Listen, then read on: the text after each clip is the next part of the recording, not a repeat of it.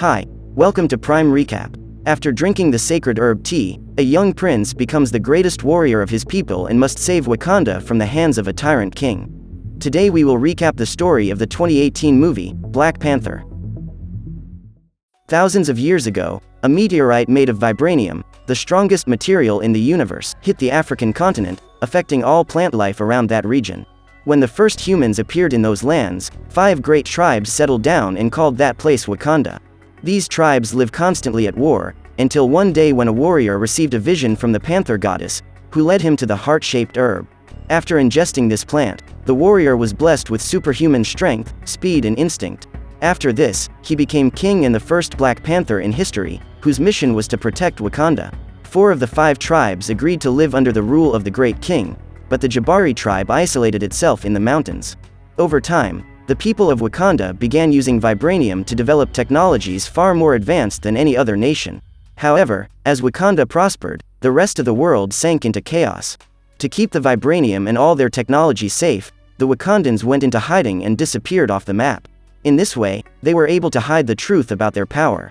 In the year 1992, in Oakland, a city in California, some teenagers practiced basketball on the makeshift court next to the building where they lived. Suddenly, a luminous aircraft begins to move above the clouds. In one of the apartments are Njobu and his partner James. Both were planning a break-in when they hear someone knocking on the door. James then grabs a gun and goes to answer it. Upon opening the door, 2 women with strange uniforms and spears in their hands enter the house and order Njobu to identify himself. The man introduces himself as Azuri's son and brother of T'Chaka, the current king of Wakanda. To prove that he is telling the truth, he shows the blue tattoo that is hidden on his lower lip.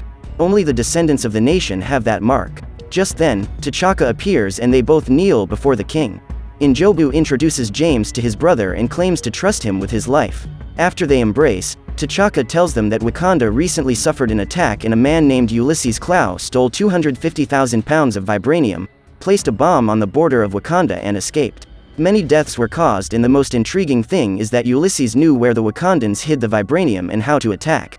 This means that he had the help of someone from the inside to penetrate the barrier. Then T'Chaka looks into his brother's eyes and asks why he betrayed his people. Njobu claims he didn't do it, but T'Chaka asks James to reveal his true identity and unmask the traitor. The boy is actually called Zuri and has been sent by the king to watch over Njobu on his spy mission. Upon discovering the truth, the man is furious, as James was the person he trusted most. After coming across the evidence of that crime, T'Chaka informs him that he will take his brother back home, where he will face the council to find out what his sentence will be. Minutes later, Eric, Njobu's son, and his friends spot the aircraft leaving. 26 years later, T'Chaka dies during an attack and the Wakandans must name a new king. Culturally, the eldest prince is responsible for assuming this position, and everyone hopes that T'Challa will become the new ruler. However, before his coronation ceremony, the prince travels to the Sambisa forest in Nigeria to conduct a search. His mission is to rescue Nakia, his former girlfriend, from the hands of criminals who trade in prisoners. After shutting down the vehicle's engines, the Black Panther hides in the forest while the smugglers take their weapons to defend themselves from the attack. When she realizes that the men are distracted, Nakia steps up to find out what is going on and helps T'Challa eliminate those men. Despite taking dozens of shots, the Black Panther suffers no damage, as his vibranium suit is an almost impenetrable fortress. After eliminating those guys, Nakia asks why T'Challa messes up her mission, since she is undercover as a spy. While they are talking, a criminal who was in hiding uses one of the women who were captured as a hostage, but Okoye soon appears and quickly neutralizes the threat. At that moment, T'Challa tells Nakia about his father's death and asks her to accompany him to attend his coronation ceremony. Before leaving, the woman releases all the victims and states that they are now free to go home. When they return to Wakanda, the trio contemplates the unparalleled beauty of that place surrounded by mountains. Contrary to what the rest of the world believes, Wakanda is not a poor, third-world country. The truth is that this is the most highly developed place on the planet, which has technologies that are impossible to find anywhere else on Earth. After landing, they are met by Queen Ramonda and Princess Shuri. The girl is the responsible of all the technology in the kingdom and claims to have made some upgrades to her brother's suit. Meanwhile, in London, Eric pays a visit to the Museum of Britain. As he looks at some ancient artifacts, one of the employees approaches him and the boy claims that one of those artifacts was stolen from Wakanda. Eric states that he will take the piece made of vibranium and wait until the substance that was previously placed in the attendant's coffee cup takes effect. When the woman falls to the floor, Eric calls for help and two men disguised as paramedics appear at the museum with a stretcher. Among them is Ulysses Clow, who shoots the security guards while a woman on his team hacks the cameras so that his partners can finish the robbery without the police showing up. Ulysses uses his mechanical hand to break the glass and get the artifact. Before leaving, Eric steals a mask from the exhibit and the group returns to the ambulance, where the boy celebrates the success of the mission with his girlfriend. The next day, the four tribes gather at the waterfall to attend the coronation ceremony. When Prince T'Challa arrives at the site, Zuri gives him a tea that can remove the Black Panther's strength from his body. In this way, the prince can fight on equal terms with any other warrior who decides to challenge him in a contest for the throne. However, none of the four tribes wish to send a challenger and they gladly accept T'Challa's reign. However, just as he was about to be crowned, the Jabari tribe shows up and M'Baku decides to challenge the prince for the right to the throne. The fight begins and T'Challa starts at a disadvantage, being knocked down easily by M'Baku. Soon the prince gets up and the duel continues. T'Challa lands a few blows on his opponent, but M'Baku manages to grab him with his spear and strikes his head. However, upon hearing the cheering of his mother and sister, the prince regains his strength and fights back. He ends up getting his chest pierced, but manages to remove the spear and overpower his opponent. When he was about to eliminate him, the prince asks M'Baku to surrender, otherwise he will have to take his life, because this is how the winner of the duel is decided. T'Challa does not want to eliminate that man, so he asks him to step down and states that the Jabari tribe needs its leader. Upon hearing this, M'Baku accepts his defeat and the other tribes celebrate the victory of their new king, who, in addition to being crowned, also carries the title of Black Panther. That night, T'Challa must go through one last stage. Following the tradition of his ancestors, he drinks the heart-shaped herb and is then buried in a bed of sand. Seconds later, the new king is taken to the ancestral plane, where he meets his father again. He remembers the day his father was eliminated during an assassination attempt. Since then, T'Challa feels guilty for not having been able to save him. The boy wakes up in a forest and sees a tree full of Black Panthers. Among them is his father, who transforms himself to talk to him. They embrace and T'Challa asks his father to teach him how to become a great king to protect Wakanda. Therefore, T'Chaka gives his son some advice. He advises the boy to surround himself with trustworthy people, for many adversities are on the way. After hearing this, T'Challa wakes up and feels extremely happy that he had the privilege of seeing his father again. A few days pass and the king walks through the city beside Nakia. He asks his girlfriend not to leave, but she says she has a purpose to fulfill. Nakia says that she cannot live happily in that place knowing that there are so many people living in misery and without any kind of support. She would like Wakanda to help these most vulnerable people, but T'Challa needs to keep his kingdom hidden from the rest of the world, as this is how they have been able to survive for so long. Upon hearing Nakia's ideas, T'Challa states that she would make a great queen. Hours later, he goes to visit Wakabi, his good friend. After feeding one of his rhinos, the man receives a call from his wife, Okoye, who requests the presence of the two of them in the castle. After gathering all the council members, the woman reveals that a Wakandan artifact has been stolen from the British Museum by Ulysses Clow, who plans to sell it to an American buyer. They arrange to meet in South Korea the evening of the next day. Ever since he stole much of the vibranium from those lands, Ulysses has been in hiding. Therefore, this is the perfect opportunity to capture him and have him tried for his crimes. Before embarking on this mission, T'Challa pays a visit to his sister, who gives him some devices to use while in Korea. Among them is a communication device with unlimited range. Finally, the girl presents the new Black Panther suit, which consists of a super stylish necklace that can be activated only with the mind. During a test, Shuri asks her brother to kick the suit and the mannequin is thrown away. Next, T'Challa kicks the same spot again and is repelled. This is because that uniform stores kinetic energy and keeps it stored for later redistribution. The next night, the king arrives in Busan, Korea, accompanied by Nakia and Okoye. They enter a bar and must pass through a metal detector, for weapons are forbidden there. The trio splits up in order to find the buyer and T'Challa spots Agent Ross, an old friend who works for the CIA. He then approaches them and discovers that Ross is the American who will buy Ulysses' merchandise. The agent intends to arrest the smuggler during the negotiation, but T'Challa says he will take Ulysses with him to Wakanda. When the criminal finally appears, he arrives accompanied by several security guards, all of them armed to the teeth. Ross goes to find him and asks his assistant to deliver a suitcase full of diamonds, which is payment for the stolen artifact. While preparing to attack, Okoye is discovered and has to get rid of the security guards. At that moment, a shootout breaks out and T'Challa is forced to reveal his true identity. The trio of Wakandans rush to take down their enemies in order to minimize damage and casualties. T'Challa manages to surround Ulysses, but is attacked with an extremely powerful weapon, which throws the Black Panther away. After escaping, the man is pursued by Okoye and Nakia. Then T'Challa appears and enlists the help of his sister to pilot his car remotely during the chase. Seconds later, the hero manages to reach the first vehicle and throws out the criminals inside. Meanwhile, further ahead, the thieves try to eliminate the warriors with firearms, but they are safe inside a car made of vibranium. Okoye asks Nakia to drive while she uses her magnetic shoes to climb into the vehicle and hurl her spear at her enemies. In a single blow, the warrior is able to stop those guys from escaping. After being shot dozens of times, Black Panther's new suit is full of stored kinetic energy. Under Shuri's guidance, the hero jumps into one of the enemy vehicles and releases all the accumulated power. In this way, the car is completely destroyed. Now only one target remains, and that is the vehicle Ulysses is in. Seeing his executioners approaching, the villain hangs out the window and uses his mechanical arm to fire a laser beam strong enough to disintegrate the vibranium car. Despite the attack, the warriors manage to escape unharmed and are given a ride by Agent Ross. Soon after, T'Challa also has his vehicle destroyed and Shuri is immediately disconnected. During the explosion, the Black Panther jumps into the smuggler's car and rips off one of the wheels, causing a serious accident. Ulysses gets out of the car and attacks T'Challa. However, his suit absorbs all the impact and the king manages to rip the man's mechanical arm off. Furious, the Panther is about to eliminate that man who has caused so much harm to his people, but changes his mind when he realizes that there are dozens of people recording that scene. The criminal is then sent to a prison for questioning. Ross asks where Ulysses got that cannon arm and the criminal claims that his weapon is a Wakandan technology made of vibranium, which is why it is so powerful.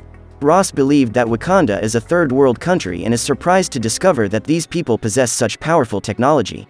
During his reign, King T'Chaka claimed that Ulysses stole all of his nation's vibranium, but the criminal denies this claim, claiming that the 250,000 kilograms he stole represents only a small part of the kingdom's entire wealth. Seeing the truth about his people being exposed, King T'Challa prepares to make an escape. Meanwhile, Nakia watches the security cameras and notices that these are not live images. This makes her suspect that they are the victims of an attack and she runs to warn her companions. During the shootout, Ross jumps in front of Nakia and ends up getting shot as the criminals flee with Ulysses. Before leaving, Eric throws a grenade at the police station, but the Panther jumps on top of the bomb and manages to neutralize the explosion with his suit. He tries to pursue the kidnappers, but is surprised when a weapon unique to his people is used to bring him down. As he watches in bewilderment as his enemies flee, the king spots a ring belonging to the royal family of Wakanda hanging around the neck of the masked guy. Just then, Okoye appears to deliver some sad news.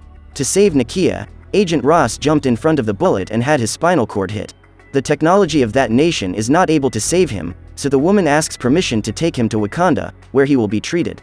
Okoye is opposed to this idea, but T'Challa believes that this is the fairest way to thank his old friend for saving the woman he loves. While Shuri uses her technology to treat the American, the king is visited by Wakabi, who is there to find out what happened to Ulysses. Almost 30 years ago, when the criminal attacked Wakanda, several warriors were eliminated, including Wakabi's parents. Therefore, upon discovering that T'Challa did not eliminate him when he had the chance, his trust in his king is shaken. Meanwhile, Eric takes Ulysses and the rest of the team to a small plane, which they will use to leave the country. However, the boy has other plans and asks Ulysses to leave him in Wakanda. The criminal then refuses to do so, for he knows how powerful the warriors there are. To force him to follow his orders, Eric shoots the pilot and points the gun at his partner. The man then takes the boy's girlfriend hostage, believing that this will help him stay alive. However, contrary to all expectations, Eric himself shoots the woman and then goes after Ulysses. The man tries to hide, but is soon hit in the abdomen. As he is about to die, Ulysses says that Eric will never be able to enter that country, and is surprised to discover that his partner in crime has a blue tattoo on his lower lip, indicating that he is a descendant of those people. Just then, Eric finishes his work and uses the plane to go to Africa. Meanwhile, T'Challa goes to the sacred garden to talk to Zuri. The king asks what, in fact, happened to his uncle, Njobu, since his father says that he simply disappeared. He tells of seeing a man in Korea wearing a ring identical to the one his father gave him. After being pressed by the king, Zuri tells him that Njobu took a group of warriors to America and T'Chaka put him there to observe what was being done, without his brother knowing. Then Njobu fell in love with an American woman and they had a son. All the suffering and adversity that the prince saw in that country made him become a radical. Njobu wanted to give vibranium weapons so that minorities could defend themselves in that country where they are treated with such disregard. However, he knew that his brother, the king of Wakanda, would never support this. Therefore, the man chose to betray his nation by helping Ulysses steal the vibranium. When he was informed that he would return to Wakanda to face the council, Njobu became enraged and pulled a gun on Zuri, his informant. To save him, T'Chaka had to eliminate his own brother with a single blow to the chest. The king asked Zuri never to comment on what happened, and then they left, leaving Eric, Njobu's son, alone behind. The next morning, the boy appears at the border of the country and is met by Wakabi and his men. Eric is carrying Ulysses' body, and so he soon wins the sympathy of the Wakandan, who has finally obtained revenge for the death of his parents. When Ross wakes up, he can hardly believe that he can walk after having his spine shot out. Immediately, the agent meets Shuri and introduces himself, but the girl has already researched absolutely everything about him. The man is impressed to see the place and is delighted with that level of technology. He asks what those light panels around the train tracks are, and Shuri informs him that those are sonic stabilizers. In its raw form, vibranium is dangerous to be transported at high speed, so she found a way to temporarily disable them. Suddenly, the girl receives a call from Okoye, who informs her that a foreigner has crossed the barrier and entered the country. At that moment, T'Challa is isolated on a mountain beside Nakia and tells her what he discovered the night before. He blames his father for leaving a child behind alone instead of taking him to be part of his people. While lamenting, T'Challa receives a call from his sister. The girl asks him to come to her office immediately, and when he gets there, she informs him about the invasion. Ross claims to know that man and tells him that Eric is a former Marine who worked in Afghanistan, where he accumulated hundreds of eliminations. Escorted by Wakabi, Eric is taken to the council, where he reveals himself to be the son of Njobu, the prince who was eliminated by his brother. As such, he also possesses royal blood and has the right to duel T'Challa for the throne. The king then accepts the challenge, and once again, at the waterfall, he has the power of the Black Panther removed from his body. Before the fight begins, Eric states that he has waited his entire life for that moment. He has a mark on his body for every person he has killed, and he did this as training until he had the opportunity to take T'Challa's life. The fight begins and the king uses his shield to protect himself from his cousin's ferocious attacks. After exchanging a few blows, T'Challa manages to knock his opponent down and tries to get him to surrender. However, Eric stands up and attacks him again. The king has another chance to eliminate him, but his goal is to make the boy give up the fight. This generosity ends up giving an opportunity so that Eric can wound him and pierce his abdomen with a sword. When T'Challa was about to be eliminated, Zuri interferes in the fight and reveals that he was responsible for his father's death. Eric kills him and then throws T'Challa into the waterfall. In order to keep the royal family safe, Nakia flees with the queen and princess while the new king is crowned. That night, she meets with Okoye and asks for the woman's help in destroying Eric. However, the warrior claims to be loyal to the throne of Wakanda, no matter who sits on it. Determined to save her nation, Nakia grabs some clothes and goes to get Ross. Eric is performing the ritual at this moment, and after ingesting the heart-shaped herb, he is sent to the ancestral plane, where he finds his father. Njobu feels guilty for the man his son has become and, in tears, says he should have taken the boy to Wakanda when he had the chance. After taking Ross to the queen, Nakia needs to do one last thing before she leaves.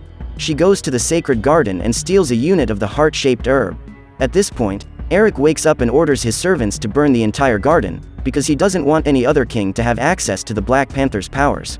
After sitting on the throne, the tyrant king informs us that he will send vibranium to be used by black people scattered all over the earth, so that they can subdue their oppressors. Wakabi is the only member of the council who agrees with this revolution, but everyone must obey the king's orders. In the mountains, the quartet walks toward M'Baku's lair, as Nakia plans to give him the last specimen of the heart-shaped herb.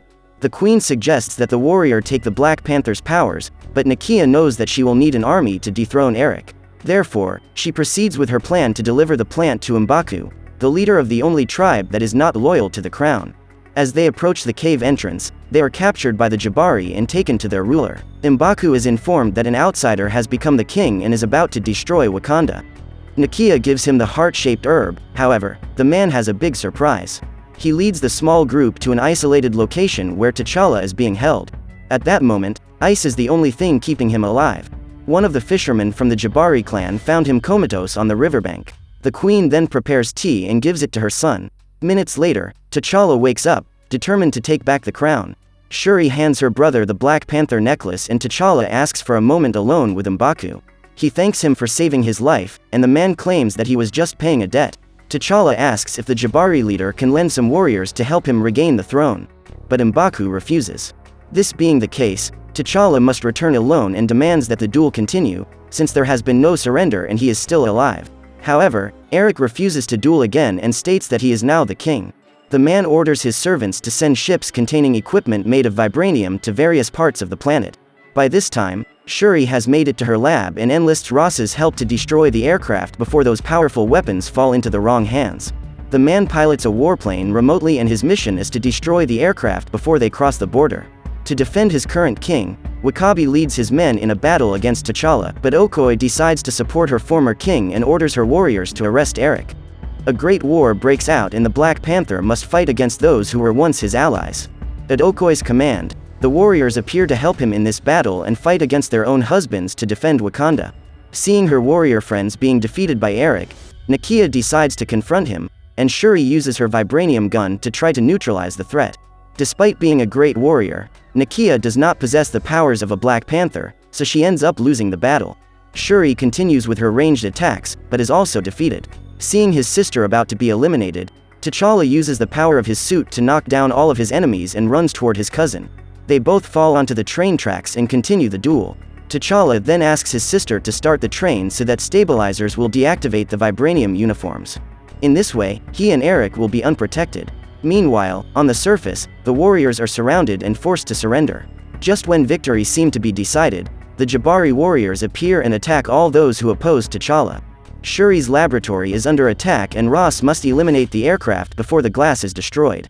Being an experienced war pilot, the man is able to destroy the ships and stop the vibranium from leaving the border before the laboratory was invaded. After a few minutes of fighting, T'Challa is about to be defeated, but there is still hope. He takes advantage of the last few seconds when the stabilizers are on to take the knife out of his cousin's hands and pierce his chest. Although he does not want to take his life, T'Challa knows that this is the only way to save Wakanda. In his last minutes of life, Eric asks to see the sunset, because his father always said that Wakanda's sunsets are the most beautiful there is. T'Challa then takes him to the top of a mountain and allows his cousin to fulfill his last wish before he dies. After re-establishing his place on the throne, the king thanks Nakia for being loyal to his family until the last second. He asks the woman to stay with him in Wakanda and assures her that he will help her fulfill her purpose. Weeks pass and T'Challa travels to Oakland along with Shuri. He reports that he has bought the building where his uncle died and all the other buildings around it. That will be Wakanda's first international aid center. Nakia will act as supervisor and Shuri will be the leader of the information and science exchange. The first members of that Wakandan help center will be the kids who are playing basketball on that court. So what did you think of this movie? Leave it in the comments below. And if you liked the video, please like and subscribe for more movie recaps. See you next time.